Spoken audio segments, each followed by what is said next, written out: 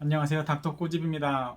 오늘 살펴볼 케이스는 신경치료를 분명히 했는데 엑스레이 상으로 신경치료도 잘 된 것 같고, 근데 환자가 느끼는 증상이 사라지지 않을 때 어금니 같은 경우에는 음식을 씹어 먹을 수 없다고 하면은 그 치아는 기능을 하지 못하는 치아이기 때문에 그때 이제 발치를 고려하게 되는데, 치아가 수직적으로 금이 간 게 아니라고 하면은 치근단 절제술이 치아를 살릴 수 있는 좋은 치료 술식이 될 수가 있습니다. 그래서 이런 비슷한 케이스에 대해서 한번 꼬집어 보도록 하겠습니다.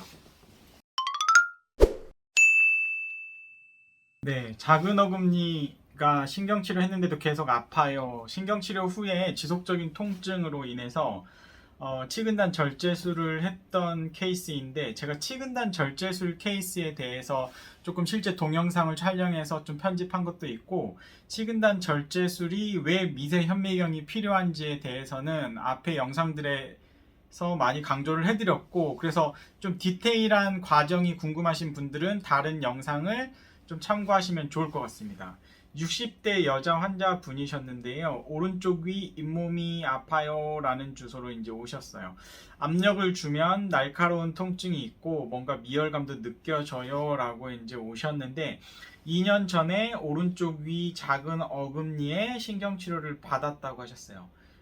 이제 사람이 이제 불편한데 그게 2년 동안 통증이 지속되게 되면은 굉장히 짜증나죠. 왜냐면 치료가 병원에 가면은 다 잘 됐고 뿌리 끝에 아무 이상이 없다고 하는데, 계속 환자가 느꼈을 때는 뭔가 아프다고 하니까 내가 정말 예민한 환자인가? 그런 생각도 들기도 하고, 정말 착하신 분들은.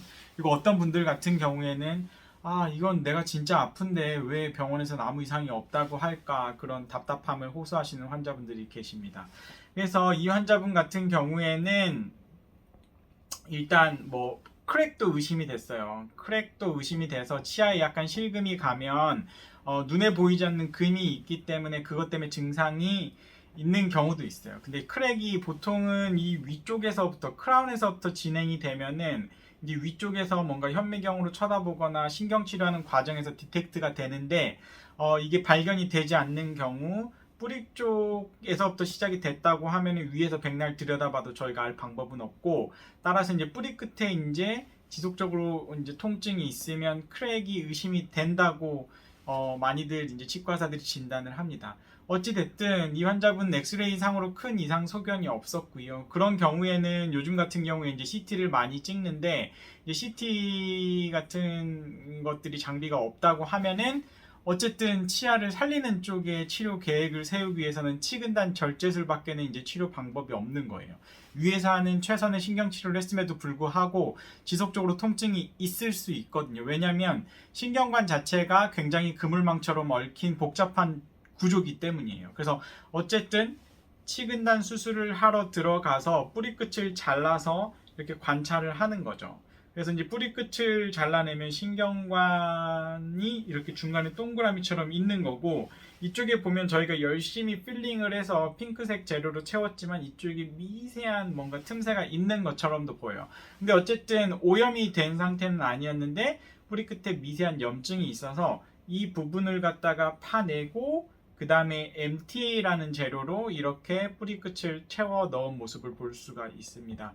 그래서 이런 과정들은 이거를 맨눈으로 하는 게 아니고 반드시 미세현미경으로 쳐다봐야 돼요. 미세현미경으로 쳐다봐야 이제 크랙이 있는지 없는지를 갖다가 정확히 진단을 할 수가 있고, 만약에 크랙이 있다 그러면, 만약에 동그라미의 중간에 센터에 이렇게 신경관이 있는 이게 정상적인 구조라 그러면, 만약에 이게 수직적인 치근 파절이 있다 그러면 이런 크랙 라인들이 이쪽에 있든 이쪽에 있든 이런 식으로 이제 발견이 되게 됩니다. 근데 이거가 어떻게 피가 많이 나고 블리딩이 많이 나고 이런 상태에서 맨눈으로 아무리 시력이 좋다 그래도 1.5, 2.0이 되는 시력으로도 절대 이 크랙이 있는지 없는지 정확히 진단을 할 수가 없다.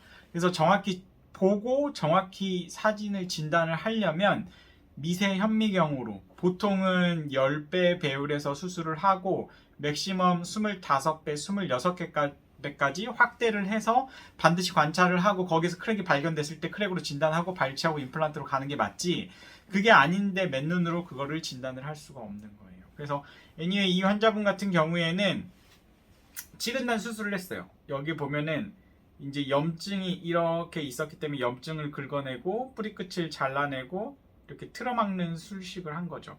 위에서 하는 최선의 치료를 했기 때문에 아래에서 틀어막는 실습을 해 놓으면 이렇게 뭔가 까만 부분은 가끔씩 이제 뼈 이식을 하기도 하지만 이제 뼈 속에 뿌리가 그대로 있다고 하면은 뼈 이식을 하지 않아도 우리 몸의 뼈는 잘 생깁니다.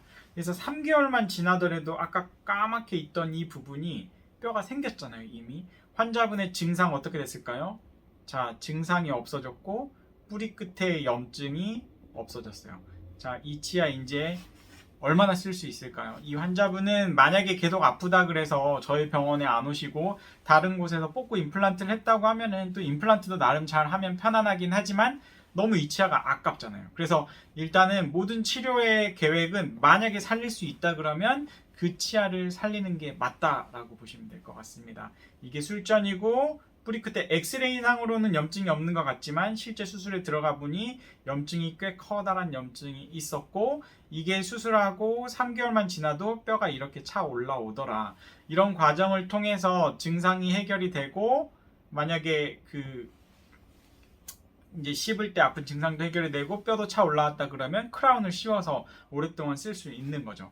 그래서 환자분들이 좀 집중하셔야 될 거는 신경치료를 하고 나서 계속 아픈데 엑스레이 상으로 아무것도 디텍트가 되지 않고 계속 괜찮다고 하고 그거를 조금 초기에는 지켜볼 수 있어요. 근데 그 증상이 일반적으로 지켜봤을 때 점차 줄어가서 보통은 한 달 이내에 거의 다 해소가 되고요. 만약에 1년, 2년이 걸리더라도 최소한 증상이 비슷하게 가거나 아니면 악화되는 게 아니고 점점 줄어드는 쪽으로 간다고 하면은 기다려서 엑스레이상으로 큰 소견이 없다고 하면은 없어질 가능성이 있기 때문에 기다리는 게 맞지만 그게 아니고 증상이 점점 증가하거나 악화하거나 계속해서 비슷하다 그러면 보통 3개월, 6개월까지도 기다렸는데 그런 게 증상이 지속된다고 하면은 다른 크랙이나 그런 원인을 생각하셔야 되고 그게 아니라 그러면 이제 위에서 하는 신경치료의 한계점이기 때문에 치근달 절제술 같은 아니면 치아 재식술 같은 수술적인 방법을 동원을 하셔야지만이 치아를 살릴 수 있다라고 생각을 합니다. 환자분들이 이제 포커스를 치아를 살리는 쪽으로 많이들 맞추고 계시고 만약에 이게 안 된다고 하면은 그때 가서 임플란트를 고려해도 되겠죠. 자, 이 영상이 도움이 되셨다고 하시면 닥터꼬집 치과 DM 좋아요와 구독 꼭 요청드립니다. 감사합니다.